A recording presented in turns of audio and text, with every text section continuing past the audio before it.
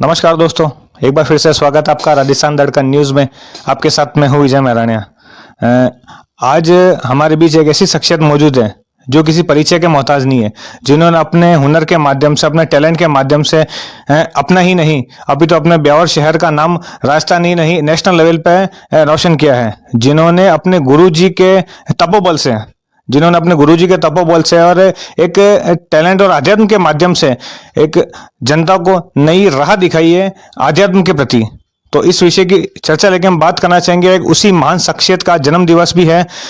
जी हाँ, मैं बात करने जा रहा हूँ एस्ट्रोलॉजर दिलीप जी नाटा जी की, जिन्हों के टैलेंट के माध्यम से कई लोगों को राहत मिली है अपने समस्याओं को लेकर, और उनके द्वारा ऐसी तकनीकी का विकास किया गया है जिससे कि आम जनता को एक परेशानी से राहत मिल सके अपनी समस्याओं को लेकर।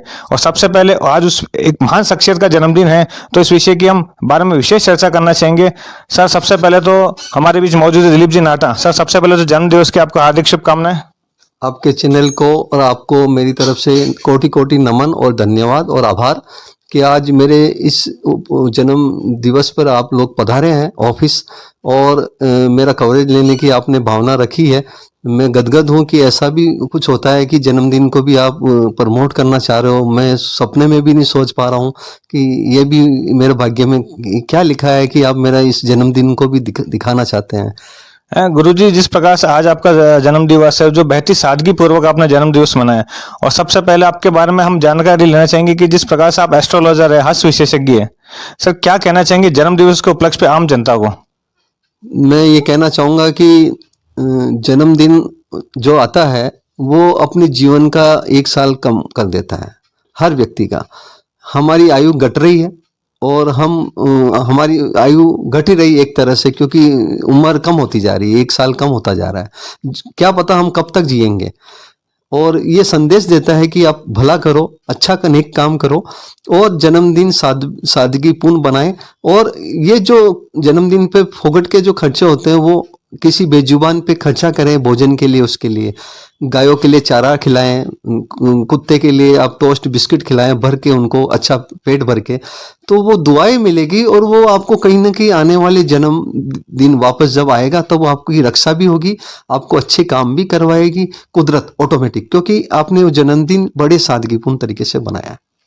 गुरुजी, आज जन्म दिवस के उपलक्ष्य पे हमने आपके बारे में काफी रिसर्च करा, काफी चर्चाएं सुनी। देश भर में आपका नाम है एज एस्ट्रोलॉजर, हस्तरेखा विशेषज्ञ को लेके। सर, थोड़ा अपने बारे में बताइए, किस प्रकार से जर्नी की शुरुआत हुई और किस प्रकार से आप इस मुकाम तक पहुंच पाए?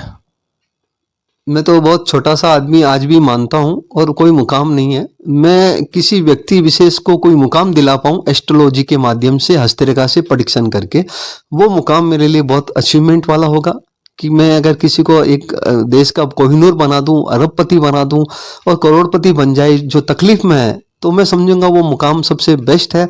उस मुकाम से बढ़कर कोई धन दौलत नहीं कमाई जा सकती। मैं काफ़ी जीवन को स्ट्रगल पूर्ण देखा। बैंकिंग सेक्टर में भी मैनेजर रहा, असिस्टेंट मैनेजर आईसीआई बैंक में, और पिछले 12 वर्ष पूर्व मैंने बैंक से रिजाइन देके ये काम चुना एस्ट्रोलॉजी का। और कहते हैं ना कि एक कार्य एक क्षेत्र तरक्की देता है। मैंने पिछले 12 वर्षों से सिर्फ एक ही कार्य को चुना, हस्तरेखा का, और उसके लिए उसे आगे लाने के लिए ऐसी मशीनें बना पाया गुरु हस्ती की वजह से। क्या पता कोई ऐसा मन में विचार आया और मैं उस टेक्निक को इजहार कर पाया और एक साइंटिफिक तरीके से पेश कर पाया, और वो टेक्निक्स मशीन का रूप धारण कर चुकी, और उसने हजारों लोगों की भूत वर्तमान और भविष्य की सटीक बातें बताई है जो ऑफिस में आए उनको। तो वो सही जा रही। तो आज देश भर से मुझे एक प्यार मिला है, हजारों लोगों के आज व्हाट्सएप पे कमेंट आए हैं। आप देख सकते हैं मेरे व्हाट्सएप भरा पड़ा है। भारत के हर एक शहर, चेन्नई, बेंगलोर, मुंबई, अहमदाबाद, सूरत, बड़ौदा, राजस्थान का एक एक शहर, जयपुर से बाड़मेर तक, जोधपुर, बीकानेर, और पंजाब से जालंधर, पता नहीं कहाँ से लोग चाहने वाले बन गए। मैं नहीं मानता कि ये कैसे हो गया।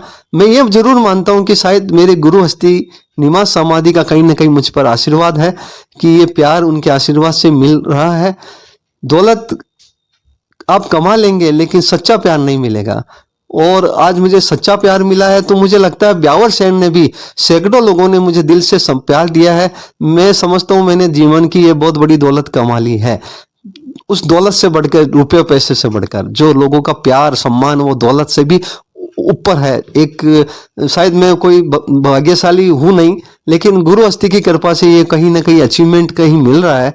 तो मैं मानता हूँ कि हर व्यक्ति अपने गुरु का सम्मान करे और माता पिता का, तो मुझे लगता है ये सम्मान उन सबको मिलने लगेगा जो इंसान चाहता है। उनको भी ये प्यार हर आदमी को मिले, सम्मान मिले।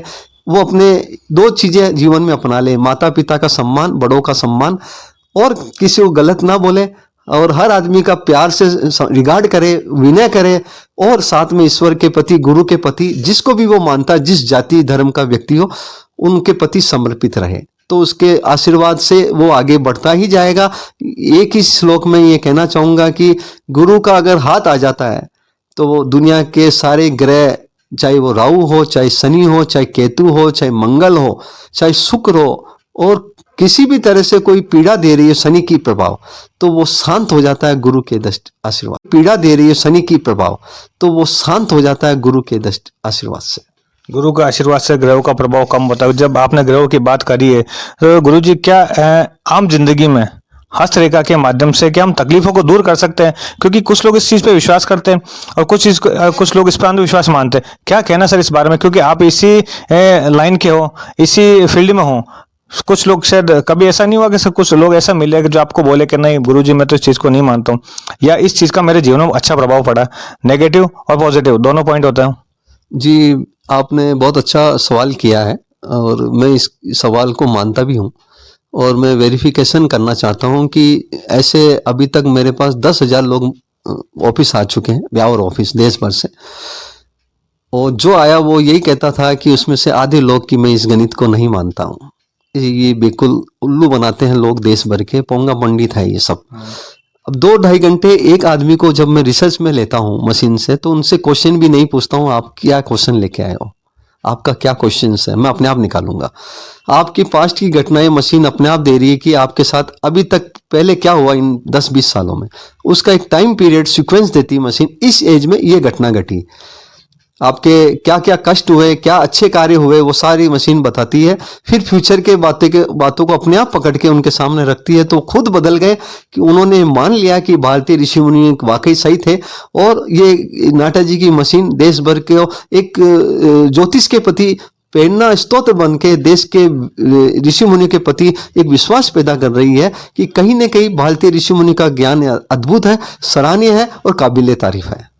गुरुजी हस्तरेखा अगर मान लो ज्योतिषी की मैं अगर बात करूं, तो क्या वो सनातन धर्म से बिलोंग करता है, या उससे परे है, या उसी को साथ लेके ये गणित धरातल पर उतरती है? मेरा ये मानना है कि कोई भी मैं किसी भी धर्म और पे चर्चा नहीं करना चाहूँगा।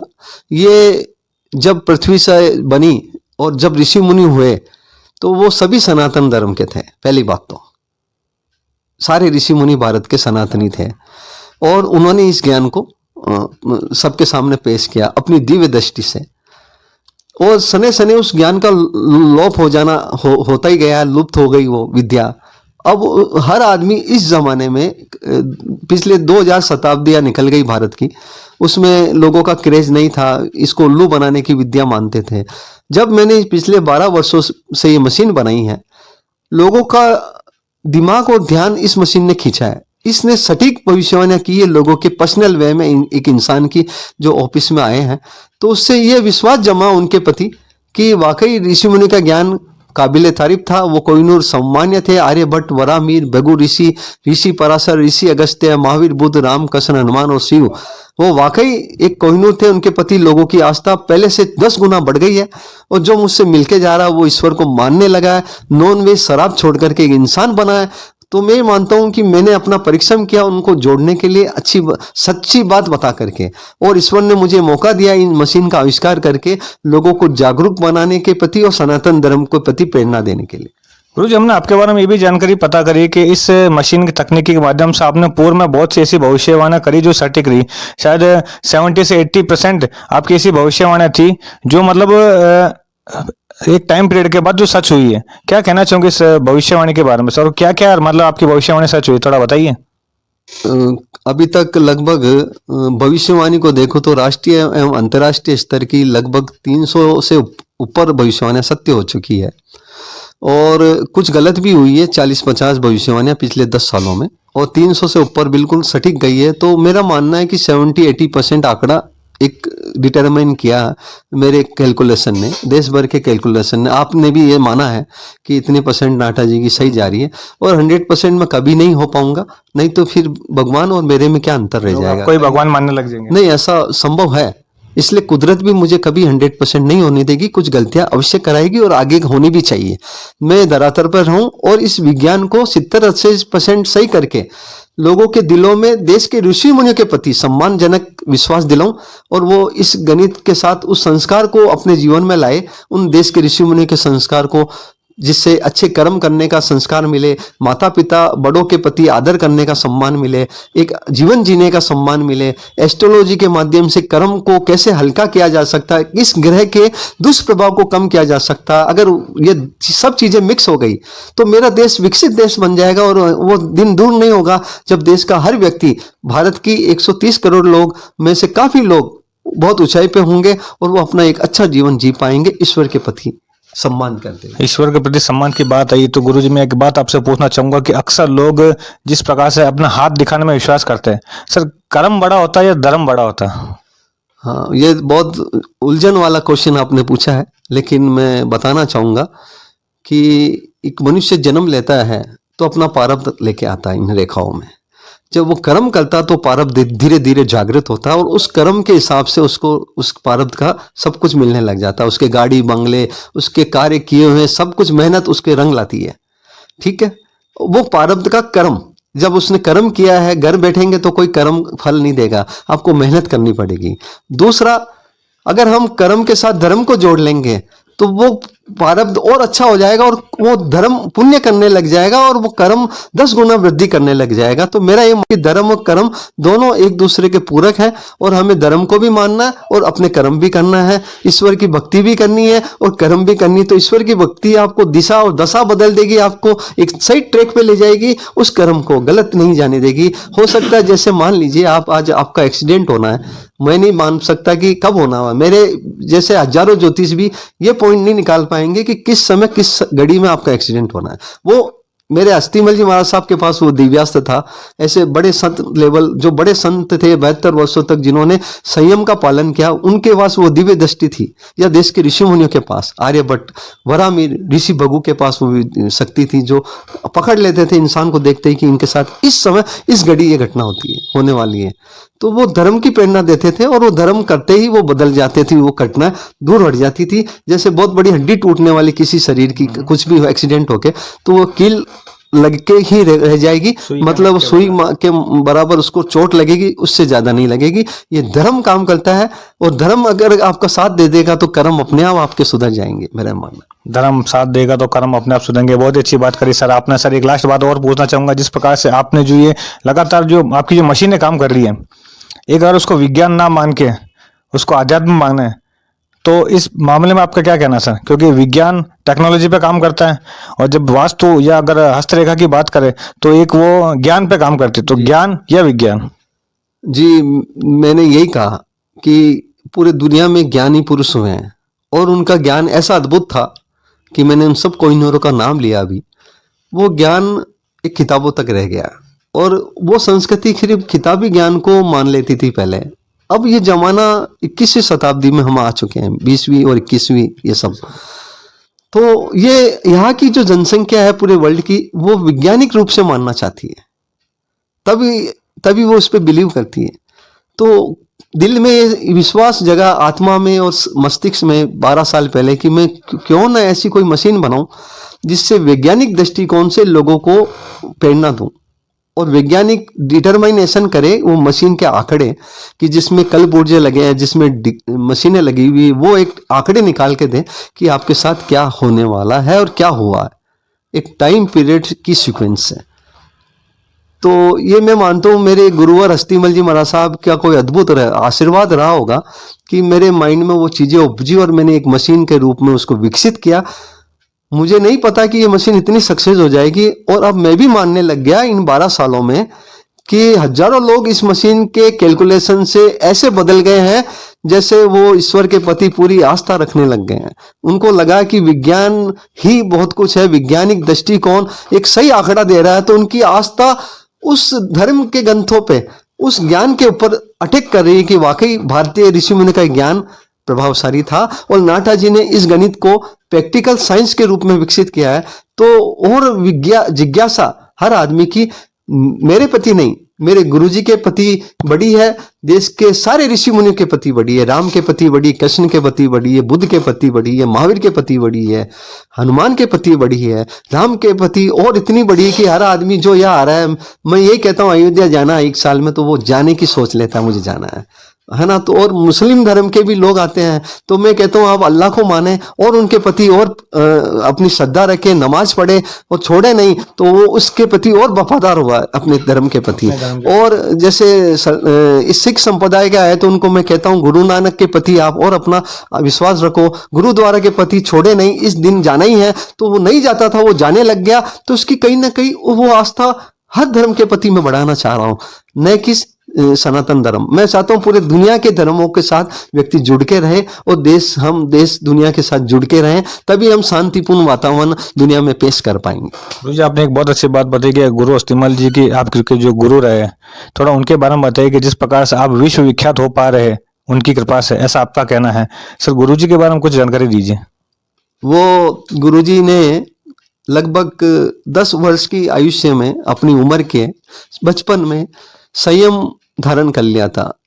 संयम का मतलब है अपने जीवन के सारे सुखों का त्याग कर देना, जिसमें किसी तरह की फ्रिज, टीवी, वॉशिंग मशीन, भौतिक सुख सुविधाएं, घर का परित्याग, सब कुछ छोड़ के ईश्वर में लीन हो गए। संयम, अहिंसा, अचौर्य, अपरिग्रह और ब्रह्मचर्य का पालन करने के लिए उन्होंने जीवन को सब कुछ त्याग दिया। महावीर के 2500 साल पहले भगवान महावीर हुए, हमारे जो 24वें तीर्थंकर जैन, उनके सिद्धांतों को अपना करके अपना जीवन सब कुछ देश के लोगों को जागरूक बनाने के लिए लगा दिया, ताकि हर आत्माएं पृथ्वी की मोक्षगामी बने इस जन्म के बाद, चाहे वो किसी भी धर्म संप्रदाय का हो। उसी धर्म को अपना, जिस धर्म को वो मानता उसके प्रति और अच्छा बने। उन्होंने उन प्रेरणा देने के लिए अपना सर्वस्व त्याग करके लगभग 72 वर्षों तक संयम, अहिंसा, अचौर्य, अपरिग्रह, ब्रह्मचर्य का उस महात्मा ने पालन किया। उनके पास वो सिद्धि थी कि व्यक्ति के ऊपर अगर कोई दुखी आया और उंगली भी उठा दी, उस दिन से जाओ तुम्हारा काम आज से हो जाएगा। तो वो वचन सिद्ध महापुरुष थे। उस दिन से उसके जीवन में वो चमत्कार होने लग जाते थे, कभी सोचा नहीं जा सकता। वो मेरे पास भी नहीं है ऐसी अद्भुत शक्तियां, पर मैं उस गुरु के प्रति बिल्कुल समर्पित हूँ। तो मुझे लगता है कि कई कृपा मुझ पर हारी होगी और मेरी कोई बातें लोगों पे रोज सही हो जाती है। कैलकुलेशन जो मशीन की बनाई है, मुझे लगता है कि पूरे दुनिया में ये मशीन बनाने का सौभाग्य मुझे इस ब्यावर से कहीं मिला है और कहीं नहीं है पूरी दुनिया में, ये दोनों मशीन है। तो मुझे लगता है उस कहीं परमात्मा का, उस गुरु हस्ती का कहीं आशीर्वाद होगा यहाँ पर कि मैं ये कर पाया हूँ, और शायद उन्होंने मुझे चुना होगा। और मेरा एक मन के अंतःकरण से ये है कि मेरा किसी भी व्यक्ति से कोई ना क्रोध नहीं, ईर्ष्या नहीं। मैं हर व्यक्ति को ऊंचाई पे लाना चाहता हूँ देश के अंतःकरण से। वो गुरु हस्ती जानते हैं और मैं चाहता हूं भारत का हर व्यक्ति कोहिनूर बने, सितारा बने, देश में नाम रोशन करे और इस जन्म के बाद भी वो मोक्ष उनको मिले, मोक्षगामी बने। ऐसी मेरी विचारधारा है। मुझे लगता है ये सब कुछ आचार्य हस्ती को हम गुरु कह लें, गुरु की बदौलत हुआ है। इसलिए हर आदमी को मैं ये प्रेरणा देता हूं, आप अपने ही संप्रदाय में रह के अपने धर्म गुरुओं के प्रति बिल्कुल निष्ठा होके, बिल्कुल अंतःकरण से निष्ठावान होते हुए उनके प्रति समर्पित हो जाए, तो आपके जीवन यहाँ भी अच्छा हो जाएगा और अगला जन्म भी अच्छा हो जाएगा।